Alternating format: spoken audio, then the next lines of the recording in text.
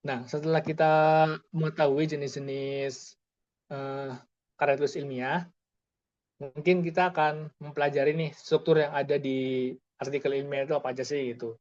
Yang pertama, pada materi TM1 ini saya akan membahas terkait bab pendahuluan, teman-teman. Jadi kan tadi udah dijelaskan nih di artikel 5 itu ada bab pendahuluan, literatur review atau tinjauan pustaka atau landasan teori.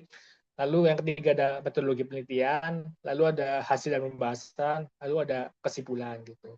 Nah, hari ini kita akan belajar terkait bab pendahuluan dan literatur review. Nah, yang pertama terkait bab pendahuluan.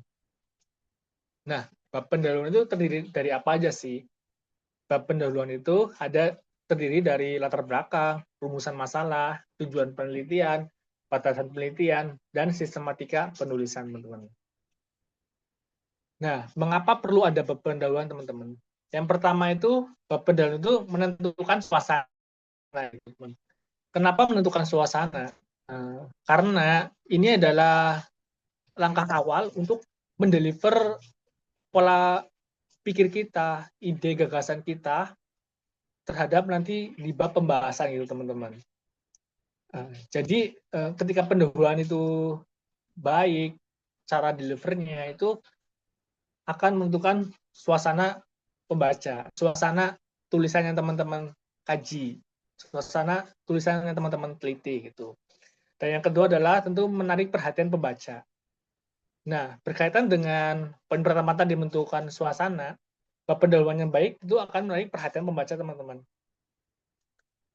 Bagi saya sendiri ya, menulis bab pendahuluan dan kajian literatur itu lebih sulit bagi saya sendiri ya daripada di bagian pembahasan gitu. Karena di bagian pendahuluan ini kita akan berpikir bagaimana caranya tulisan kita itu bisa menarik, bisa menggugah suasana, bisa mendeliver dengan baik sehingga pembaca itu bisa membacanya sampai akhir gitu.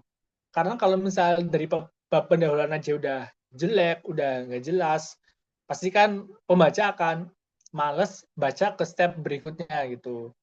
Saya pun demikian, teman-teman. Kalau misalnya saya membaca sebuah artikel, jurnal, atau berita, ketika di bagian paragraf pertamanya itu udah jelek, itu udah males untuk membaca bagian berikutnya lagi gitu. Nah, oleh karena itu, pendahuluan itu sangat penting dikerjakan dengan baik gitu, semenarik mungkin tentunya. Nah, yang ketiga, pendahuluan ini akan memberikan gambaran yang jelas tentang apa yang akan dibahas dalam penelitian gitu. Jadi sebelum pembaca membaca lebih dalam, pasti kan pembaca membaca bab pendahuluan dulu ya. Nah, kenapa ini akan memberikan gambaran yang jelas? Nah, kan bab pendahuluan kan berisi terkait latar belakang, rumusan masalah, tujuan, dan sistematika itu kan. Jadi ketika pembaca membaca pendahuluan tuh udah terapkan jelas tuh penelitian ini tuh akan meneliti apa sih gitu, tujuannya apa sih, masalah yang dibahas apa sih gitu, dan sistematikanya penulisan itu seperti apa sih gitu. Nah, ketika udah tergambar dengan jelas dan menarik, pasti pembaca akan lanjut ke step pembaca ke berikutnya gitu. Nah, lalu perlu diperhatikan juga, teman-teman, pendahuluan yang baik itu adalah pendahuluan yang menarik, relevan, dan inovatif gitu. Dan informatif, maaf. Yang pertama menarik. Kenapa harus menarik? Karena bertujuan untuk menarik minat pembaca, seperti yang disampaikan tadi gitu. Nah, pendahuluan yang menarik itu seperti apa sih? Pendahuluan yang menarik adalah pendahuluan yang menampilkan terkait fakta yang mengejutkan, berisi kutipan, berisi pernyataan atau pertanyaan gitu. Nah, biasanya di paragraf ini menjadi hook. Paragraf pertama itu menjadi hooknya ya, teman-teman. Misal teman-teman bisa menampilkan data yang mengejutkan, wah ternyata korupsi di Indonesia itu tinggi banget gitu, lebih dibandingkan dengan negara-negara lain gitu. Atau misal ternyata penerimaan negara di Indonesia itu dari tahun ke tahun itu selalu meningkat gitu. Atau mungkin terkait penggunaan plastik itu di dunia itu ternyata banyak banget gitu, sehingga menimbulkan sampah plastik yang sangat besar gitu. Nah, ternyata Indonesia juga menyumbang sekitar misalnya 10% dari sampah plastik global gitu. Nah, itu bisa menjadi awalan teman-teman untuk mendeliver ke bab selanjutnya gitu. Nah, lalu bab pendahuluan juga harus relevan teman-teman. Yang dimaksud relevan di sini itu seperti apa sih gitu. Maksudnya yang pertama itu mengapa topik tersebut penting gitu. Misalnya teman-teman ingin membahas terkait cukai plastik gitu. Nah, kenapa sih cukai plastik itu penting gitu? Nah, masalahnya misal tadi ternyata secara global dunia itu ternyata sampah plastik udah banyak banget gitu, dan Indonesia berkontribusi sangat besar terhadap sampah plastik gitu. Nah, oleh karena itu perlu nih adanya pencegahan dengan mengurangi penggunaan plastik dengan cukai plastik gitu. Terus mengapa pembaca harus peduli gitu? Nah, ketika kita udah menyampaikan fakta yang menarik dan yang relevan juga, tentu ini menarik pembaca untuk peduli terhadap karya tulis kita gitu, peduli terhadap karya tulis kita agar pembaca itu tahu fenomena yang terjadi saat ini gitu, dan tindakan apa yang harus diselesaikan untuk memecah fenomena permasalahan yang terjadi saat ini gitu. Nah, lalu yang ketiga adalah bagaimana tulisan tersebut akan memberikan manfaat gitu. Nah, kayak tadi nih misal terkait pentingnya cukai plastik gitu. Nah, manfaatnya apa sih itu? Manfaatnya itu nanti bisa mengendalikan sampah plastik gitu, mengendalikan penggunaan plastik sehingga dapat mengurangi sampah plastik gitu. Lalu yang ketiga adalah informatif, teman-teman. Jadi berikan informasi latar belakang yang diperlukan membaca untuk memahami topik penelitian teman-teman gitu. Nah, jadi informatif ini teman-teman bisa menyajikan data dan fakta terkini terkait fenomena-fenomena yang ada gitu. Terus berikan data terkini. Nah ya, jadi informatif itu adalah memberikan data terkini teman-teman. Jadi kan tadi udah misalnya menjelaskan terkait sampah plastik. Nah, teman-teman cari datanya tuh secara detail itu sebenarnya berapa besar sih kontribusi Indonesia terhadap sampah plastik yang ada di dunia gitu. Nah, jadi di tahap awal nih, teman-teman ketika ingin membuat pendahuluan itu harus menarik, relevan, dan informatif. Next.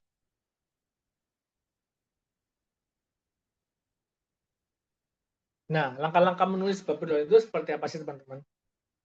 Biasanya yang saya gunakan atau banyak penulis gunakan juga menggunakan konsep piramida terbalik atau segitiga terbalik teman-teman. Mulai dari yang umum, khusus, lalu yang inti teman-teman. Jadi teman-teman menceritakan lebih dulu nih gambaran umum dari tingkat yang tertinggi hingga terendah gitu. Misalnya secara global, nasional, hingga wilayah ke lokasi penelitian teman-teman gitu. Misalnya tadi terkait cukai plastik. Teman-teman bisa menjelaskan secara global bahwa sampah plastik yang ada di dunia itu udah banyak banget, misal beribu-ribu, berjuta-juta ton gitu. Nah, lalu teman-teman khususkan lagi nih secara nasional. Nah, bahwa ternyata di Indonesia itu kontribusinya sangat besar loh, bisa 10% dari eh, adanya sampah plastik yang ada di dunia gitu. Nah, ketika teman-teman ingin meneliti secara nasional, udah stop situ aja. Tapi ketika teman-teman ingin meneliti secara wilayah, teman-teman bisa menunjukkan juga nih data sampah plastik yang ada di wilayah, misalnya di DKI Jakarta itu ternyata segini gitu. Nah, setelah itu teman-teman menuliskan mengapa itu penting dibahas gitu.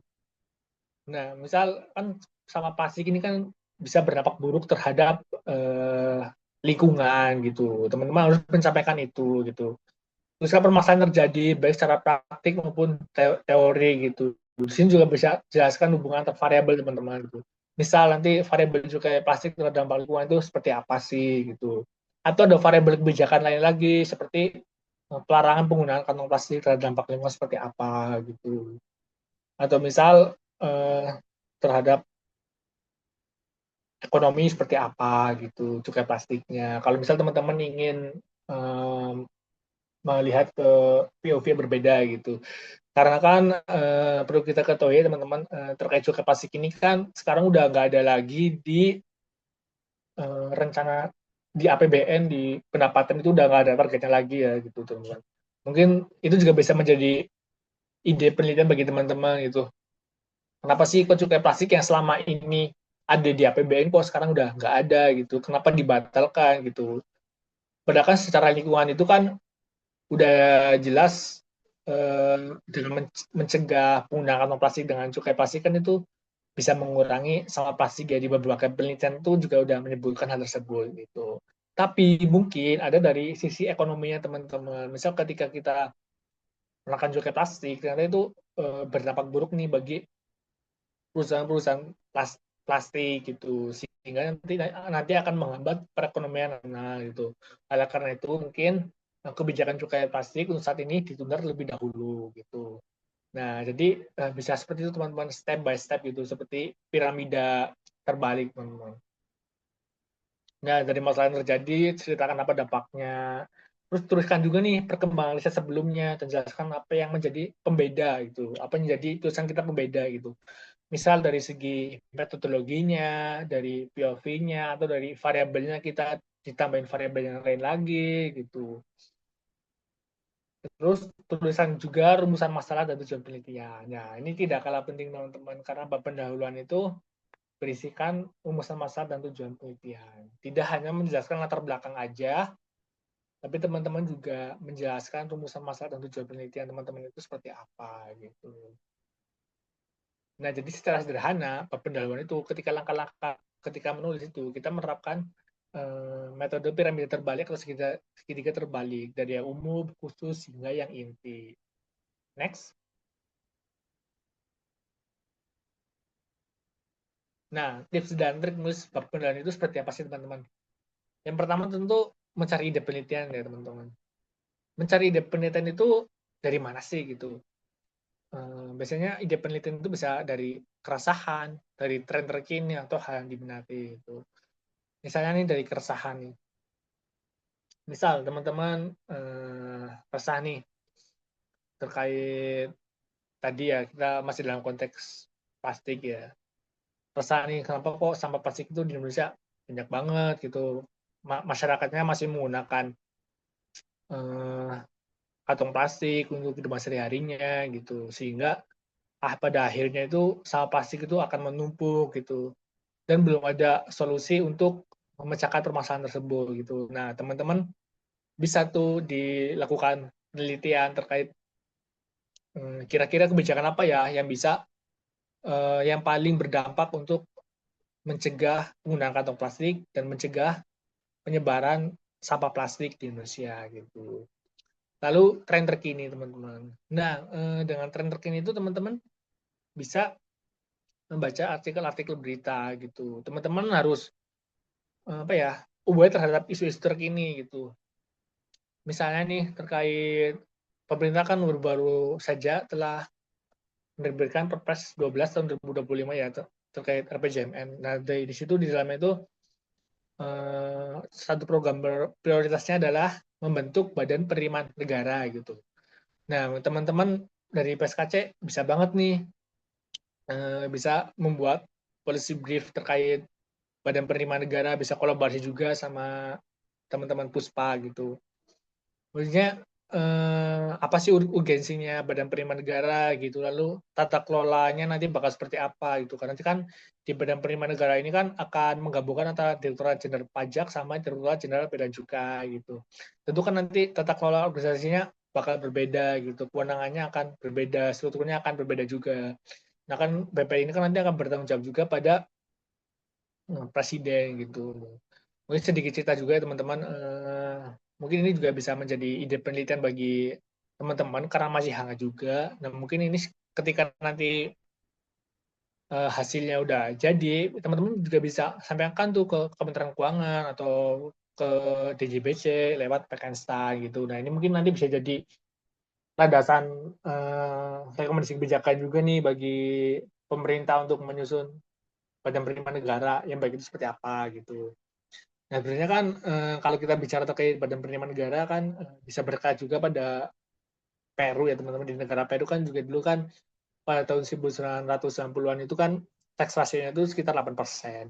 Nah, mereka membentuk Badan Penerimaan Negara itu agar mereka tax ratio gitu. Nah, pada akhirnya tuh tax ratio di Peru itu meningkat jadi 18% gitu. Nah, teman-teman bisa merujuk ke situ gitu, menjadi benchmark pembentukan BBN itu salah satu bisa dari negara Peru gitu. Misalnya nggak jauh-jauh dari Amerika Serikat atau Australia, teman-teman bisa benchmarknya ke Peru gitu, walaupun jangka waktunya itu udah lama banget juga Peru ya. Nah, mungkin itu sekilas terkait tren terkini yang bisa menjadi ide penelitian teman-teman. Lalu yang kedua adalah terkait hal yang diminati teman-teman. Misalnya teman-teman itu sangat minat terhadap cukai gitu. Cukai di Indonesia kan masih sangat sedikit ya dibanding negara-negara tetangga atau negara lain gitu.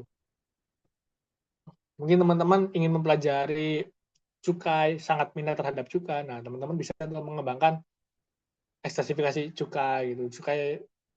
Cukai video game, cukai BBM, cukai karbon, cukai plastik dikulik lagi gitu. Walaupun penelitian udah ada, teman-teman bisa gali dengan metodologi penelitian yang lain atau memberikan variabel-variabel yang lain atau dengan POV yang lain gitu. Bukan tidak dipungkiri kan emang jurnal-jurnal terkait ekstensifikasi cukai itu emang udah banyak banget juga ya. Mungkin teman-teman untuk yang jadi pembeda atau gap penelitiannya bisa lihat dari variabel atau metodologi penelitiannya yang digunakan. Nah, lalu yang kedua adalah untuk mengembangkan ide dan mencari permasalahan tuh teman-teman harus rajin membaca tuh dari artikel dan peka terhadap isu terkini gitu. Nah, ketika ide udah ada, itu bagaimana cara mengembangkannya gitu. Nah, mengembangkan itu ya harus rajin membaca. Mau nggak mau kita ketika ingin menulis itu ya harus rajin membaca teman-teman.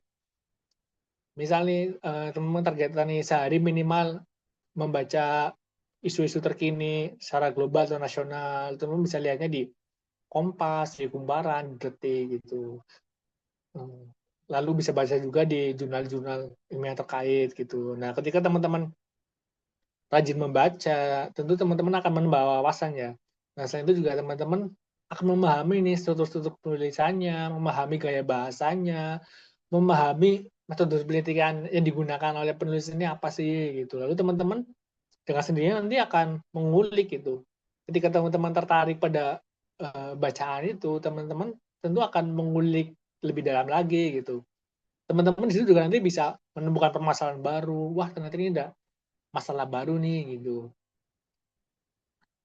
Lalu yang ketiga adalah membuat rumusan masalah dengan pertanyaan penelitian. Bisa dengan konsep 5W plus 1H. Tapi perlu diingat teman-teman, ketika teman-teman merumuskan sebuah rumusan masalah, teman-teman juga harus menyesuaikan dengan topik pilihan teman-teman dan metodologi penelitian yang akan teman-teman gunakan gitu. Misalnya teman-teman ingin membuat sebuah pertanyaan penelitian terkait seberapa besar dampak seberapa besar cukai plastik terhadap penerimaan perekonomian negara gitu. Nah, teman-teman kan metodologinya yang sesuai itu pasti kan harusnya kuantitatif kan dengan mengukur nanti kira-kira dengan ada yang kebijakan cukai plastik itu penerimaan negara itu akan meningkat berapa persen sih itu, akan berapa miliar cukai yang akan kita dapatkan gitu, penerimaan negara yang kita dapatkan berapa gitu. Jadi harus sesuaikan nih teman-teman antara pertanyaan penelitian teman-teman dengan metodologi penelitian teman-teman gitu. Ibaratnya metodologi penelitian itu sebagai pisaunya lah, pisau untuk sebagai senjata teman-teman untuk menyelesaikan suatu permasalahan tersebut gitu. Jadi akan tidak relevan jika teman-teman membuat rumusan masalah tapi metodologinya tidak sesuai gitu. Nah, lalu cari data terkini dari tingkat global ke tingkat yang lebih kecil gitu. Nah, cari data ini ya bisa open source atau teman-teman minta di lembaga terkait gitu. Sekarang kan udah adanya teknologi kan udah sangat mudah kita mencari data gitu. Dan teman-teman kan sekarang juga lagi di kampus, jadi ketika meminta data juga bisa lewat prodinya masing-masing. Nah, lalu data kolabnya juga masukkan referensi di setiap paragraf gitu. Bisa menggunakan tools Mendeley atau Zetro dan lain-lain gitu, sesuai kenyamanan teman-teman gitu. Tapi yang biasa saya gunakan itu Mendeley gitu. Nah, jadi bab pendahuluan itu kan kita juga berisi teoritis-teoritis dari beberapa peneliti-peneliti terdahulu ya teman-teman. Tentu juga teman-teman harus menyertakan citasinya di setiap kalimat yang teman-teman tulis gitu agar menghindari dari plagiarisme. Nah, untuk artikel ilmiah itu teman-teman nggak usah terlalu panjang gitu, cukup sekitar 1-2 halaman aja gitu. Tapi biasanya itu ya 1 halaman udah cukup juga sih, 1 sampai 1,5 halaman gitu. Nah, sekarang kan udah ada AI nih. Nah, teman-teman bisa juga tuh menggunakan AI untuk brainstorming gitu. Bisa menggunakan ChatGPT, DeepSeek, atau sekarang ada Grok kan. Itu bisa untuk membantu teman-teman mencari ide penelitian, mencari rumusan permasalahan, untuk mengembangkan beban ide penelitian gitu. Tinggal nanti teman-teman sesuaikan aja nih prompt-nya seperti apa gitu. Karena penggunaan prompt itu juga sangat penting untuk ChatGPT atau DeepSeek itu mengenerate dengan baik gitu. Lalu ada Perplexity juga. Nah, Perplexity ini itu sangat membantu buat penelitian juga sih. Nanti Perplexity bisa menyajikan jurnal-jurnal yang teman-teman inginkan gitu. Lalu ada ChatPDF. Nah, ChatPDF ini untuk eh, apa ya, untuk kayak merangkum sebuah penelitian gitu. Ini semua bahasa bisa teman-teman. Jadi ketika teman-teman ada terkendala di bahasa Inggris, teman-teman bisa menggunakan chat PDF itu. Misal di chat PDF ini, misal ada jurnal nih, teman-teman ingin ngulik di bagian bab pendahuluan. Nah, tulis saja tuh latar belakang dari bab pendahuluan ini apa sih itu. Atau tujuan dari penelitian di bab pendahuluan ini apa sih, rumusan masalah di bab pendahuluan ini itu seperti apa sih gitu. Nah, teman-teman bisa menggunakan chat PDF gitu. Nah, sekarang kan udah sangat modern ya teman-teman, menggunakan AI dengan bijak untuk brainstorming itu sangat diperbolehkan teman-teman. Dan itu sangat baik juga ya menurut saya dengan kita memanfaatkan teknologi gitu. Jadi kita nggak anti teknologi, nggak anti AI, tapi kita memanfaatkan AI dengan baik. Dari lembaga sendiri kan juga udah memberikan surat edaran ya terkait penggunaan AI. Nah, kita bisa merujuk ke situ juga teman-teman. Next.